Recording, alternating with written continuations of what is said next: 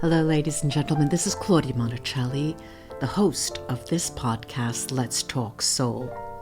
Over the years, after having interviewed so many people on so many different topics, I realized that what interested my audience wasn't really the individual topics per se, but was how it impacted them, how it touched their soul. So I'll invite you all to lay back, put your feet up, and if you like what you hear, leave a review, 5-star review. I'd appreciate that. So just enjoy your listening. And today I have a former scientist turned author, and she's also an intuitive life coach. Say hello to Ulrika. Say hello, Ulrika. Ulrika Sullivan. Hi, everyone. Thank you so much for coming to my show today. And Ulrika is talking to us from, she's on the East Coast. I know you're on the East Coast. Exactly where? Of the United States? Yes, outside Boston. Outside Boston. Okay, in Massachusetts, and originally from Sweden, right? That's correct. Yes. All right. So let's say our lives have been shared between this side and that side of the pond.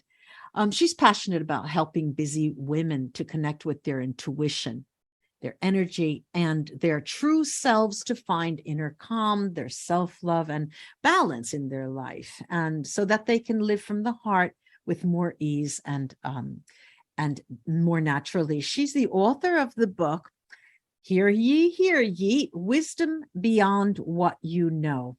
How to shift from being driven by the mind to living from the heart and intuition. Now, when was this published? It was published this year, just in January. And so it's been out a couple of months now. I'm very excited about the message in the book. And people can find this book in all, bookstores and Amazon, the electronic version. Anywhere where books are sold, you can find this book. Yeah. All right. And of course, in the description of this episode, I'm going to write all of your Pinterest, Instagram, and all of that, your Twitter, and people can contact you. Now, I'm so excited to be able to talk to you. Why? Because Ulrika wrote to me suggesting daily spiritual practices to help you focus on your soul purpose and energy. Let's lead with that. What is it all about? And if you can enlighten us, boy, I'm going to take notes.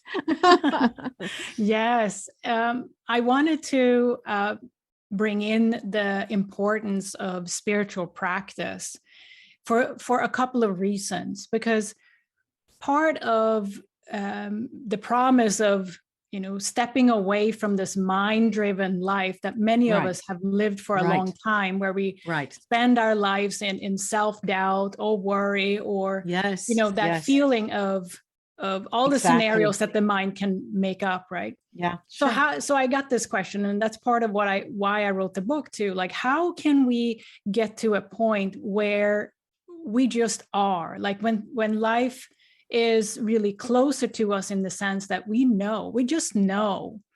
And for me, I've gone through this process of stepping out of the mind and into the heart and learning myself how to listen to my intuition. And I wanted to teach that to others because it's a life-changing process. And the heart and the center of that, I found, is to bring in a spiritual practice. And spiritual practice may have some, myths around it. It has to be a certain way, or it has to be a certain, set of rules or so. Let's say this. For you, Ulrika, what is spirituality? Spirituality is really, for me, our connection to the universe and the whole and oneness. Okay, now we're spirituality for me. All right, and that's really the same frequency that we carry in our heart. Okay. So this whole journey of connecting to our heart and intuition and spirituality, or whatever you want to call it. It's this remembering of who we truly are and our connection to the whole.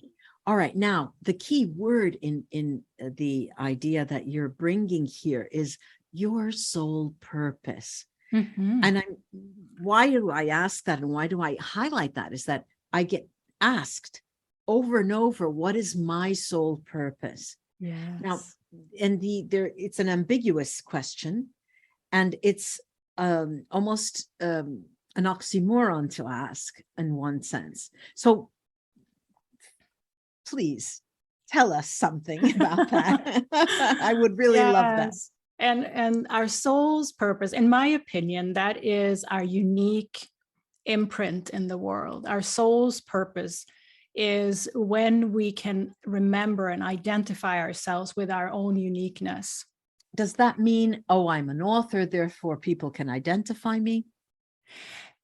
Well, the soul's purpose that wants to embody itself through us is a process of going from identifying ourselves with, for example, measures of success on the outside. Right. And measures that somebody has told us is being successful, for example, to shift that into really feeling our life's purpose and mission coming from the inside, and that expressing itself in the way that is natural to us. Because the reason I'm bringing that up is that for so many years we have identified ourselves and reaching for other people's success. Yes. Instead of going the other way, going inwards and getting to know ourselves, in the sense that removing conditioning patterns and behaviors that we have learned from somebody else, or somebody told us we were something, or identified ourselves through external measures.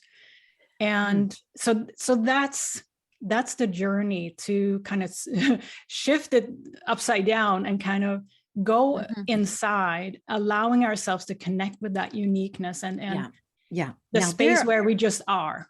It almost sounds, and I'm being the devil's advocate here, it almost sounds to be a contradiction, because on the one hand, you say a soul's purpose and spirituality, as you defined it, means a connection to the universe. But then you talk about our, going inside, and it almost seems contradictory. Can you clarify that? It may feel contradictory because many of us are separating ourselves from the universe. In my opinion and my experience, we are the same. Give me an example here. What have you seen someone, or you yourself? When were you disconnected, or when was that person disconnected? What were they doing? Yes, I can give you a story from my own life. Go. For many, many years, I spent in the corporate world, and you could had looked at me back then to say, oh, she's like the ultimate businesswoman, successful woman with a very high level career, young family. How does she do it all? How does she do it all? Yeah. I know. And that ultimately brought me to my rock bottom, actually. Yes. And the reason for that. Can I ask you, if I'm not being too bold, what did your rock bottom look like? Yeah, it looked like I got laid off from my job. And why it was so detrimental to me was that all that time I had identified myself with my career. My career was me. It was my self-identity. So when I lost my job, it ripped my self-identity away. Okay. So that's a self-identity, and you're saying self as if it's ego, right? Yes, exactly. Okay. So I spent many, many years on what I call autopilot. And that is really the most disconnected from my soul's purpose I had ever been. And I Okay. can, Wait a so minute. if that gives you an example. No, I want to, in Italian, we say, extend an olive branch. You say that in English too. In terms of being on autopilot, pilot in and of itself is not detrimental. I mean, pilots do it all the time. They fly planes like that. They survive like that. We survive on autopilot. We go there because we need to survive and leave out the, so there is a purpose for that. But you're saying that connection, if you stay in autopilot, you will be completely disconnected from the universe. Is that what you're saying? At least that was my experience, yes, because I was not living. I was not, if I compare to now, when I have a different reference point. Right. I was not connected to my soul's purpose at that time. Right. I am now. And that was a completely different life experience back then, what I've gone through and experienced now. So, yeah. Well, so let's say that at one point you left the corporate world, correct? Yes, correct. And how long ago was that? So this must have been more than 5 years now. It's coming up on 5 years. Okay, so it's fairly recent. It is fairly recent. It's fairly recent. Yeah. But another thing that you mentioned to me that I would like to highlight is you at one point you write, there's got to be more, and you mentioned that you have suggestions on how each individual could honor. You use this word honor that I like. How people can honor their unique contribution to the whole. Why I'm putting this here, why I'm stressing this now, is because you talked about soul purpose, a person's uniqueness, and I think, and by extension, their contribution, their unique contribution. So I'm thinking, then there must be something in a soul's purpose that has to do with honoring your unique contribution. I think the logical reasoning process is there. Is that correct? Yes. Okay. You can call it logical, but it's bigger than that. Right. No, it is bigger than that. But what I'm trying to get to, since I get that question so often, what is my soul's purpose? Does this mean that it doesn't matter if you're a doctor, a lawyer, an Indian chief, a thief, that you can't honor? That doesn't necessarily come into defining your contribution, does it? In my experience, our contribution, if we want to look at the actual contribution, it's the embodiment of the soul's purpose. And the contribution is kind of the result. It can be various expressions, but it depends on what expression we are choosing, right? What the contribution is.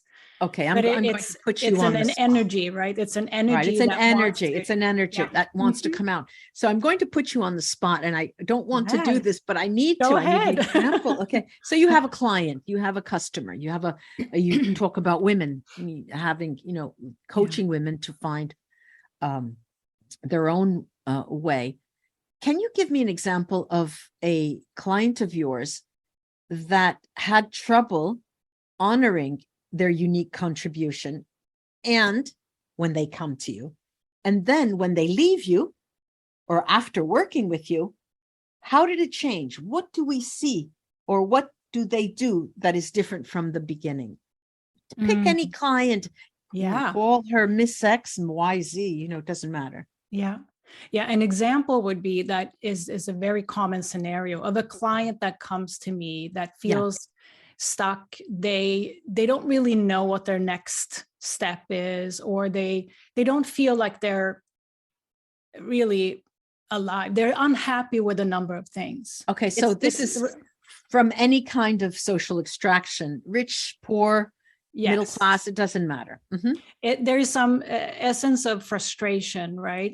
Within that many clients come to me and say, I'm not happy with this, or help me navigate so that I can move forward. Okay. And what changes in the process?